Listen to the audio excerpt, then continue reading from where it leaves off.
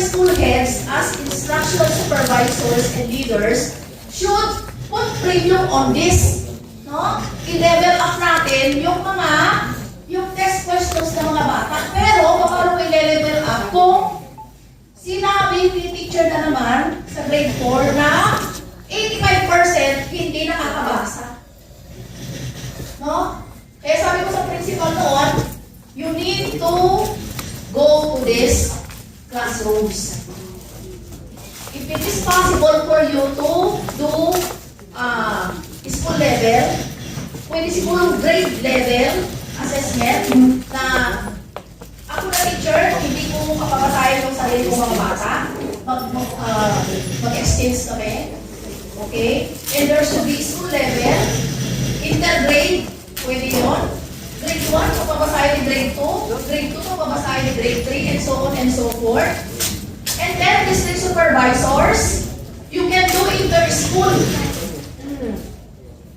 reading evaluation. Just to make sure that we are really putting in the right numbers. Kasi data, data is very important eh. Data is meaningful. It commands us what to do. Anong klaseng intervention, anong klaseng enhancement ang kinakailangan ng mga bata. At the end of the day, that is the result of a differentiated instruction. Kaya lang, ilan na lang sa mga teachers natin ngayon ang gumagawa talaga ng differentiated instruction. One size fits all pa din. Maski na may mga technology na tayo. Okay. I will cite you an example. Isang umaga, alas 9, pumunta kami sa isang school. Okay. Ang tahimik, alas 9 ha. Nako ako sa grade 2 level classrooms. Tahimik pa din alas 9. Okay, so hindi naman ako pumasok at observe lang ako. And I saw that the children are looking at the PowerPoint presentation. Just like this. Okay. And they are tumitingin sila tapos tahimik sila. So naano na ako, na curious ako, lumapit ako kay teacher kasi nakatayo lang naman sila sa corridor. Ma'am, anong ginagawa ng mga bata? Ma'am, formative ba na kami? Sabi niya. Okay. And what are they doing? Kinukopya po nila yung nasa PowerPoint. Okay. So I don't have to digest the implications to that. Kopya. But as instructional supervisors and school heads, ito yung mga titignan natin. Capacitate the teachers on the use of technology to make it effective and efficient in their instruction. Diba? Because technology is supposed to make our instruction very interesting and lively and active eh. Pero at that point, when I saw that, Allah, sabi ko, nangungopya sila, nag-level up lang yung blackboard. Blackboard ang nag-level up lang yung blackboard. Okay. So, sinabihan ko, sige, browse on a lot of assessment strategies sa YouTube. Hindi lang yung mga papakopya ka. Kasi grade 2, they are supposed to be noisy. Grade 1, grade 2, grade 3, I want that chaotic learning environment. Yung talagang nag-iisip yung mga bata, talagang holistic yung pagtuturo ni teacher. Kasi I've been a grade 1 teacher for 20 years. So alam ko yun, na talagang when you do differentiated instruction, ang group na ito ay magiging 6 ang grupo niya. May nagpapabasa doon, may nagpapabasa. Okay, iba yung ginagawa ko dito as teacher. That's differentiation. Kasi nag-profile na ako eh. Alam ko na yung mga level ng mga bata ko. So that is the thing that I wanted to see in a K-3 classroom. But unfortunately, ang ating mga teachers, they're just so peaceful. serene sa pagtuturo. Wala silang kaya ang kanilang mga buhay. Kaya pagdating sa data reporting, okay, they resort to sugar coating. And that is not a good practice na dapat tingnan ninyo bilang mga school leaders. Because we cannot reach the destination that we want to reach if that is the kind of practice that are happening in our schools. No? Alright. Pero, ang good news, hindi naman po dito sa San Jose del Monte yun. That's good news. Kaya nga, sabi ko kay Ma'am Pai, sabi ko kailangan pa ba ng technical assistance ng mga school heads ng San Jose del Monte? Andito yung pinakamagagaling?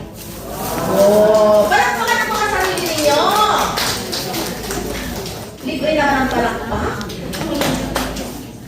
Okay. Yeah, it's good. No? And congratulations. Kasi, although, ganun yung nakikita natin, pero syempre, walang perfecto ha. You still have to look at your learning environments. What are the happenings in the classrooms of your school? Baka ngayon, wala na pa ng klase niya. Baka pagkalimod ninyo, iba na ang ginagawa ni teacher. Baka nag-TikTok na siya. O kaya nag-Facebook, nag-Tinder. Alright, there is a need. School-based management, kailangan maipasa natin sa ating mga tao, internal and external stakeholders, the commitment and the passion. No? Kailangan tayo mga principal, para tayo yung mga modelo. Ano yun? Na ikaw lang yung tinitignan ni teacher para siya ma-inspire. Okay? I have seen a lot of good principals, school heads, na talaga sinasabi. Kasi when I go around, tinatanong ko yung mga teachers ano masasabi natin sa principal? And you know, SBM practice is ever present there. Kapag nagsalita si teacher, hindi ko kailangan ng MOVs. No? Yun lang, walang faction. Masasabi ni teacher talaga na freely, we are inspired by Sir. The real presence of Sir observing us and giving us accolades, so giving us appreciation. O yun ang kailangan ng ating mga teachers. Okay? Huwag naman tayo maging terror principal. Huwag natin kayahin yung principal sa Antique. Oh my God. Sobrang power tripping siya, no? Sobrang siguro insecure siya. You know, those are manifestations of insecure leadership. Na you don't empower the teachers. Okay? We need to empower, we need to appreciate our people. So that, sabi nga ni Sir Nars kanina, even without us looking. Kasi PhD na sila, they have acquired a high educational attainment, and yet, here we are, parang binabantayan natin sila. Okay, a good school-based management practice ay talagang automatic. No? Automatic yung galaw ng mga tao that are geared towards the attainment of efficient and effective at saka smooth. Alam niyo, napakaganda relationship. Di po ba? Okay, mas gaano makagaling kung hindi maganda yung relasyon mo with your teachers, na para bang ang lagi mong mindset ay pinag-uusapan ka at lagi ka nang nagagalit. Remember, your mood dictates the mood of the whole school environment. Kaya, anong pipiliin natin? Masaya o malungkot? Siyempre masaya. Kasi life is short, mga kapatid. Life is short. You know, none of these things actually, lahat ng mga bagay na ginagawa natin, if we reflect, none of all these things matter. The only thing that matter is how people remember us. Kung wala na tayo. Naniniwala tayo doon? Yes. Kaya kailangan, ang araw-araw natin ay masaya. Oo. Okay lang tayong antukin, ano? Okay lang, no? Yung kagdagin naman yung mga katabi nyo, kinakapatok na sila. Alright. So we are making things simpler. Okay? We want to make it simpler for our people. That's why with SBM, napalitan yung Devil Order 83. Kasi nga, ang daming mga documentary requirements. Nagre-reklamo yung Xerox machine. Nasira na sila. Kailangan doon sa leadership and governance, papel. Kailangan din doon sa accountability and continuous improvement. Eh, andun yung isang vocal person. Yung pa yung isang pagkakaiba. Ang dami mga teachers ang nawawala sa classroom because of SBM. Correct? O, kasi may TWG tayo, per dimension, imagine na. Iniwanan nila yung book. Kaya sa DepEd Order 7, sino ang vocal person? Ayun na po. Congratulations.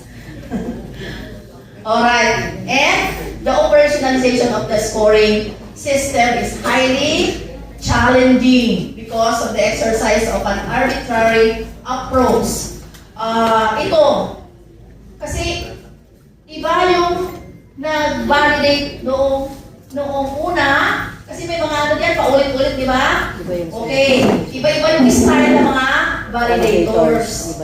May mga terror na validator na hindi nakakaintindi doon sa effort. Sabi ko nga noon, unang-una pa man sinabi ko na, pag pupunta kayo nag-validate, huwag kayong mahawak ng checklist.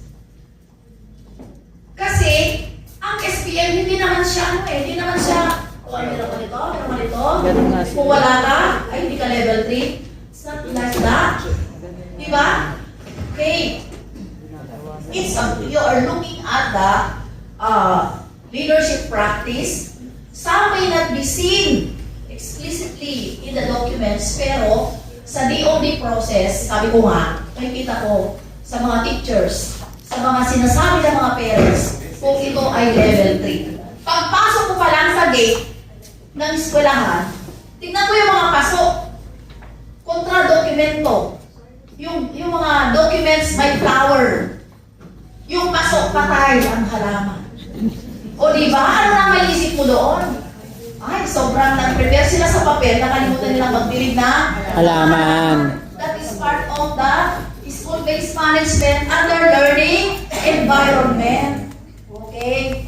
So, kaya, iba-iba yung style ng mga validators, kaya nagkakaroon ng kabuluhan din sa mga school heads. Alright? Okay, SBM framework. Kasi, marami na tayong current and global trends in Philippine education system. Like, yung People Effectiveness Framework, yung PPSH, at saka yung PPST. Alright. So, dito sa DepEd Order 7, na-incorporate na yung adoption and implementation of Philippine Professional Standards for School Heads. And, ayan yung mga domains. Alam na nyo yan. And the PPST na so these were the issues before. That's why DepEd Order 83 has been replaced by DO7. Pero alam niyo, sabi ko nga, ang dami nating mga pinagdaanan. Kasi 2 years pa na nagkaroon ng moratorium eh. Diba nga? Okay. And that is with DM 75 Series 2022. Okay.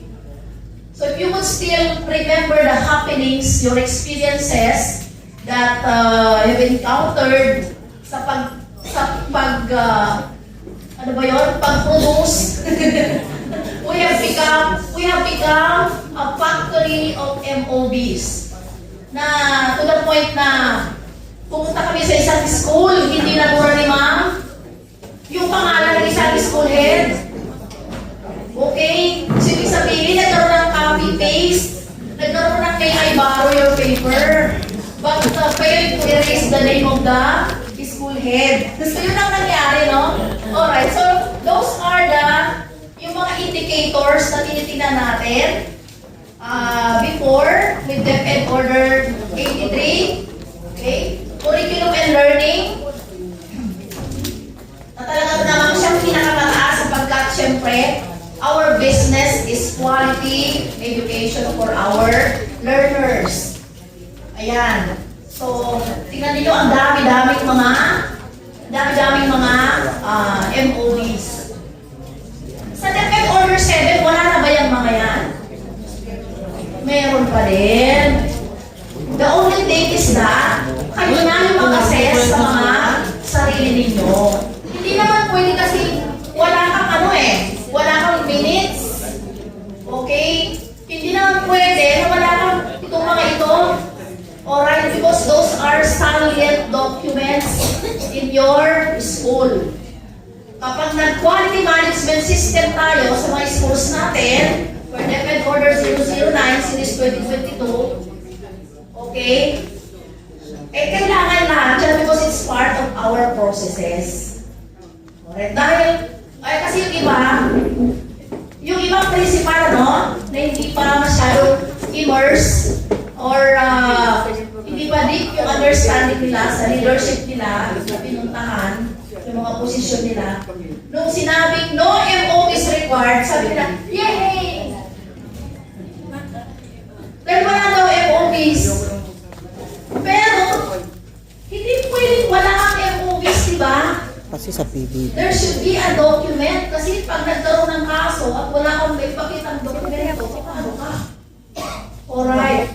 So, the only thing here is that kami, hindi na kami magbabalidate sa inyo because we have great trust. Okay. With DepEd Order 7, talagang na-empower ang mga school heads. It's decentralization at its best. Talagang kayo na ang bahala and the technical assistance team to provide the necessary technical assistance. Okay. Hindi naman yung i-judge kayo, no?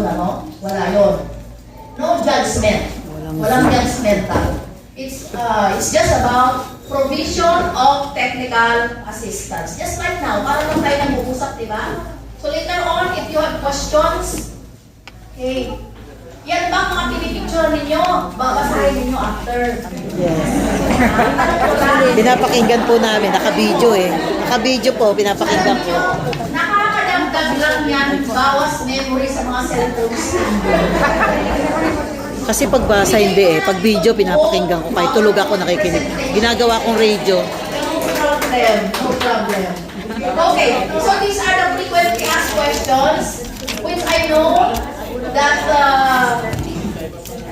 you have already seen in Sir Don. Wala pa. So, okay.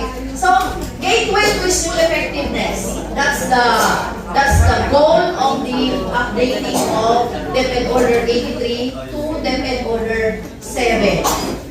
So, I have ano yan? In bold letter, in bold, ayan, na-highlight siya. Basahin nga natin. Enhance the commitment of education stakeholders. So, commitment, okay? Integrity. It's about passion. It's about how you engage yourselves, with your leadership. Paano yung mga SGC mo, paano yung mga organizations, how they have committed themselves into helping you achieve your goal dun sa ESIP and AIP. That's the focus, Paano kaya?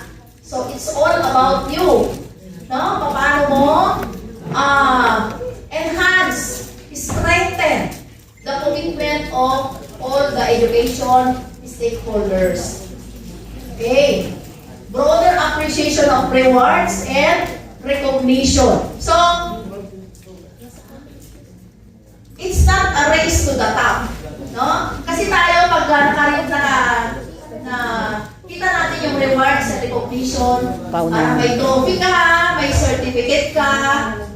Okay. But here, no, you can always do that. No, we can always provide, give you rewards and recognition. Pero walang makakatalo dito sa intrinsic rewards. Okay? The intrinsic motivation. Meron ba nga nito? Ayun. Pero hindi ko makita yung light niya. At doon, ang layo naman.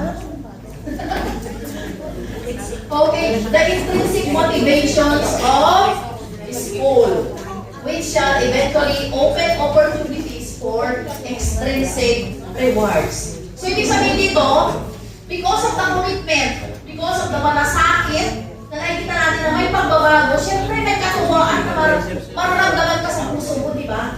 Okay. Yun ang kaibahan na, alam nyo, ang SBL talaga is the leadership spirit. Okay. It touches your heart and your soul. Hindi lang yung utak mo na magaling. That's the essence of leadership. Kasi, ang sinasabi dito, ano yung nararamdaman? Sorry. Okay. The extrinsic and intrinsic motivation. So, what happens when you see that there is a improvement na nangyayari sa school mo, sa mga tao?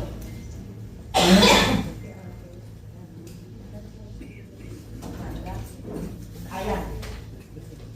Hindi lang puso.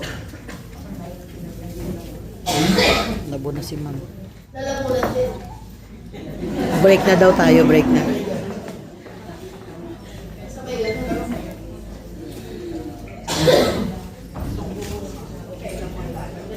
Bigla akong lubo. Uminutin kayo ng tubig, ano? Hindi kasi dalawang araw kami sa Clark. Tapos, ikwento ko lang yung journey ko this past few days.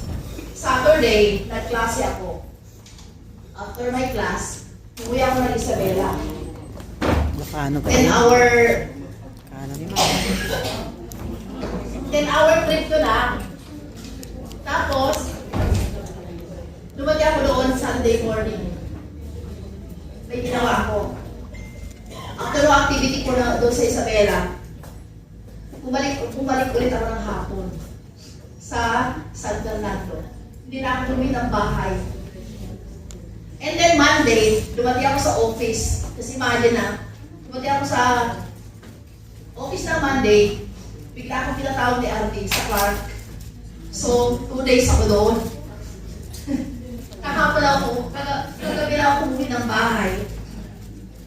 Naramdaman ko, may makalas sa lalamunan ko.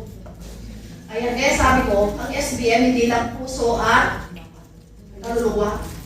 Pati lalamunan din. Okay. May pamerienda ka ba, sir?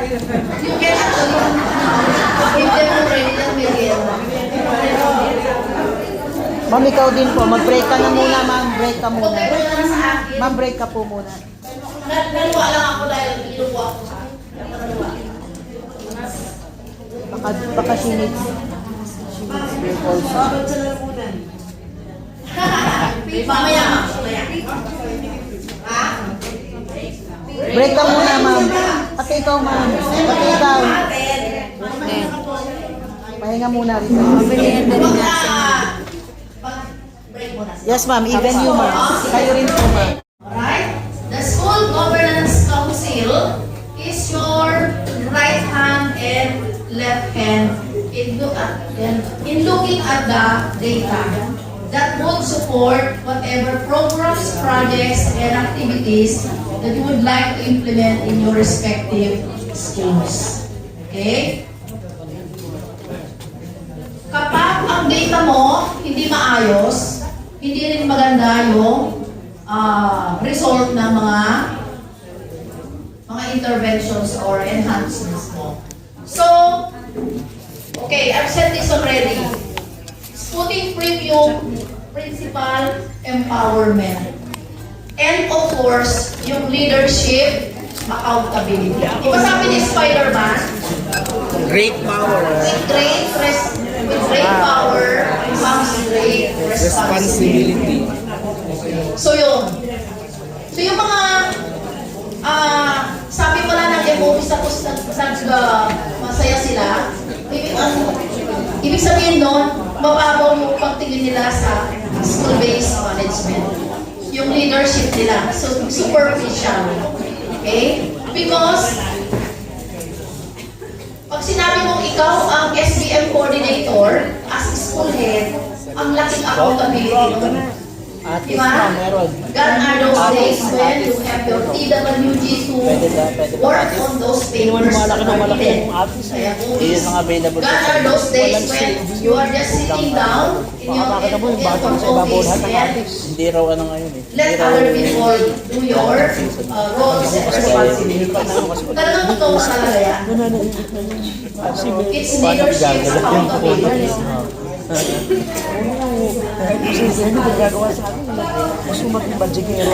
Ina-revise policy. Oo naman ako, hindi ka masusundin. Kasi kung titignan naman natin yung mga policies na pwede, cross-cutting ang Hindi pa naman natin ang initial inspection. Pag-a-apply ng policies. So when we go to the schools, Basta wag kang bitter na kami. dapat Lahat, dapat lang mas For maaari. example, one folder, one accomplishment would be used for coordinating schools. Ay, hindi tayo. Ay, sige, Tingnan okay. natin Pero yung dapat nilalaman. yung Mamaya pangako, di tingnan ba? natin yung nilalaman ng Face to pa bawat naman. dimension, no? Okay. Sure ko lang At yan. makikita natin doon, Tapos kung ano lang yung mga importante na tingnan ninyo. Ang pinaka-importante kasi yung sa curriculum. Hindi. Regardless, ma'am, kasi sa program. Cross-cutting kasi yung curriculum set. So, cross-cutting siya sa lahat ng kung kayo maghahanap ng hindi naman kailangan. Kasi yung mga yun, they are just Saan tayo magbabasa kapag ulahod sa Lunes? They may be needed in the future. But not with your own, with your maybe SDS permission. May mga Ikaw araw kay Santa. iba yung sa ibang pagkakataon. Pero kung natin hanapin, yung pala doon sa assessment, no, sa assessment Ocho pa man to. ganun lang yung tip ko doon. Simplihan natin.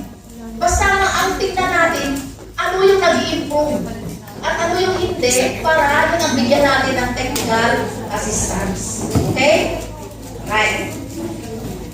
Kaya nga ibigay natin sa principal yung konsensya.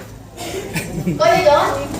Alright, ibigay natin sa mga principals yung konsensya. Ang mahalaga ay maintindihan kung ano yung meaning na gustong ipabatid ng DO7.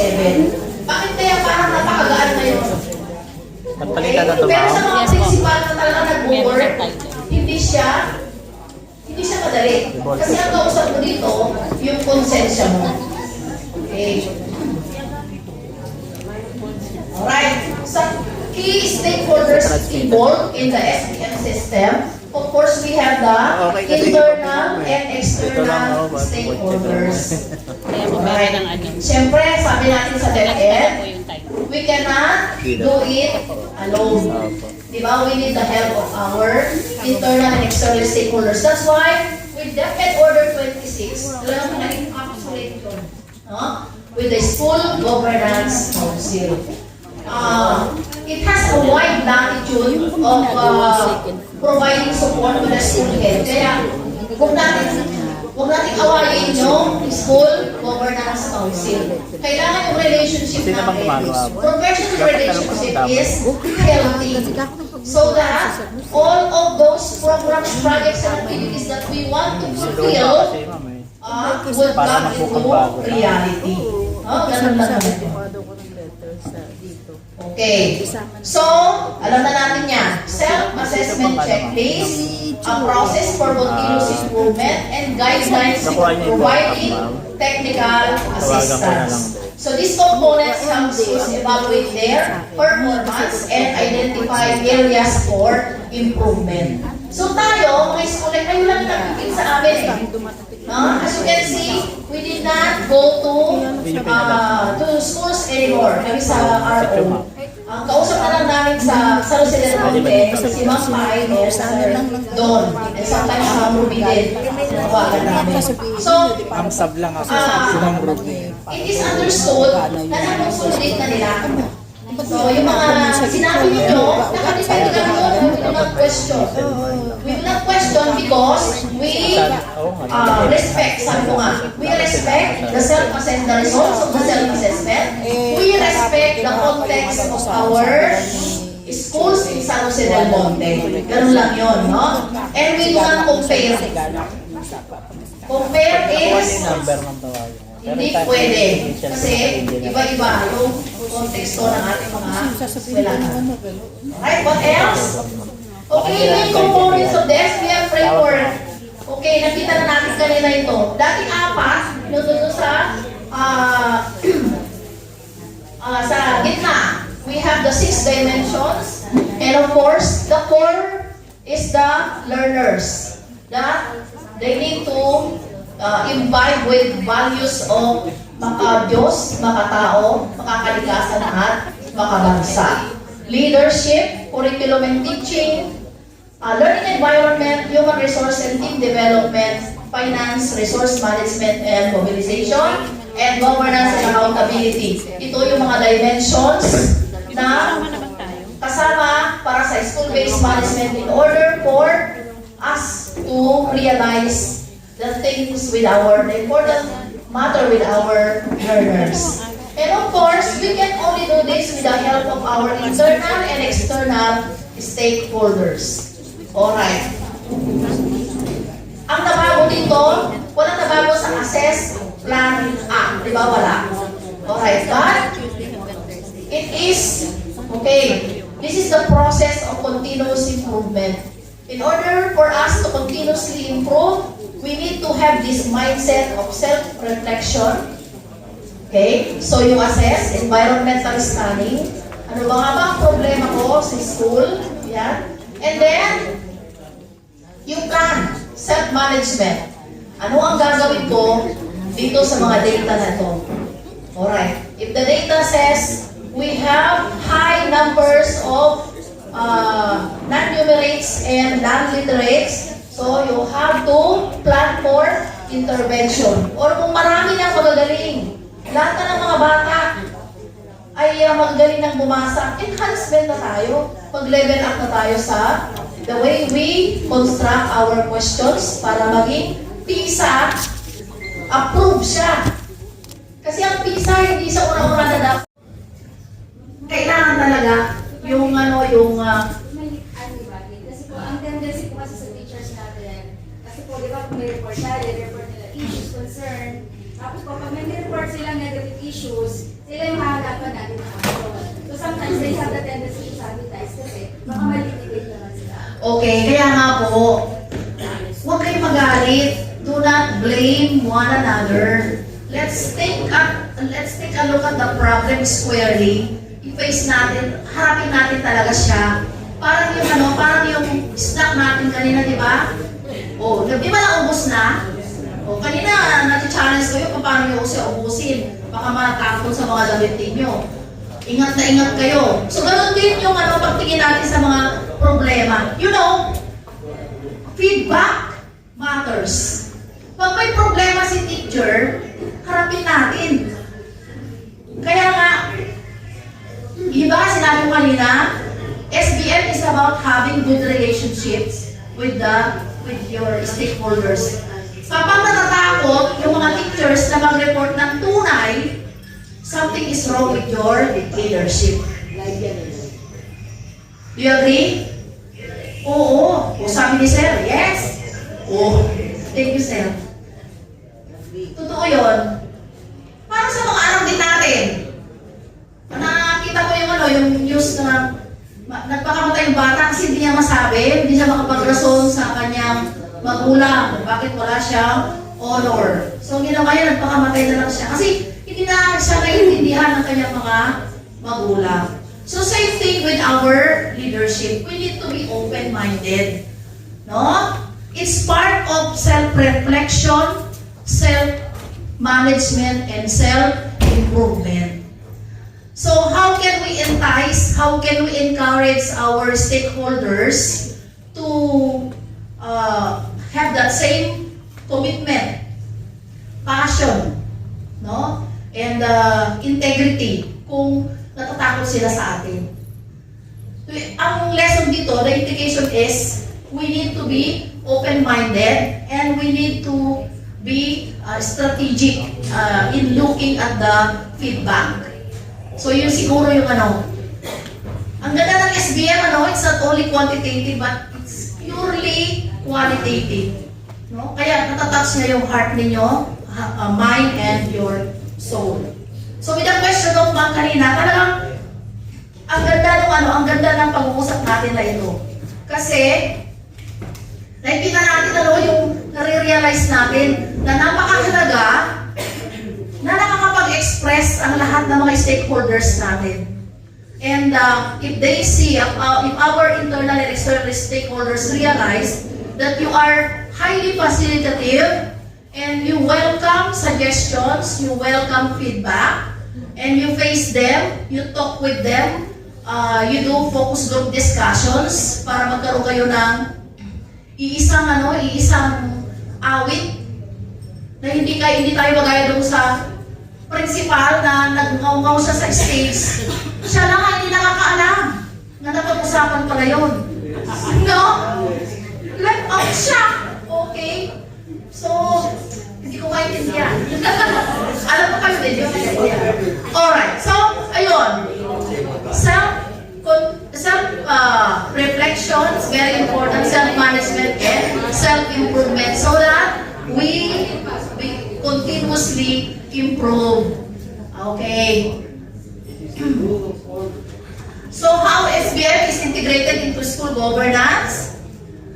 Alright. Autonomy in decision making. Yan kasi, ang mag-self-assess tayo eh. So with that, with the self-assessment, it gives us the data. How are we faring? Ano na tayo ngayon? Saan tayo ngayon? At ano yung pupuntahan natin? Kayo, you have the freedom to do that with your stakeholders. Okay, stakeholder involvement. So, yung pagtingin mo, okay, bumalik tayo. Alright? With your decision making, magpaplano na kayo, magpaplano kayo mga anong gagawin ninyo, and you need the help of your stakeholders. Okay? Alam niyo, dapat engagement yan eh, hindi lang involvement. Ano yung deeper? Mas deeper yung engagement. Kasi andun yung commitment talaga, malasakit. And of course, all of you, lahat kayo may accountability and transparency sa paggawa ng mga bagay-bagay sa schools. Alam niyo napakahalaga nun, no? Para kapag may kaso, hindi lang ikaw. Kasama mo yung school governance council. Mahirap kasi kung ikaw lang. Okay, improvement planning. Of course, you have your ESIP, you have your AIP, and then whatever it is, capacity building is very important. So these are the aspects in which you can integrate SBM into your governance. Babalik tayo sa konteksto ninyo. Okay? You look at your context. Huwag kayong gumaya sa ginagawa ng iba kasi iba naman yung numbers nila, iba yung kanilang kumbaga problema na kinakaharap.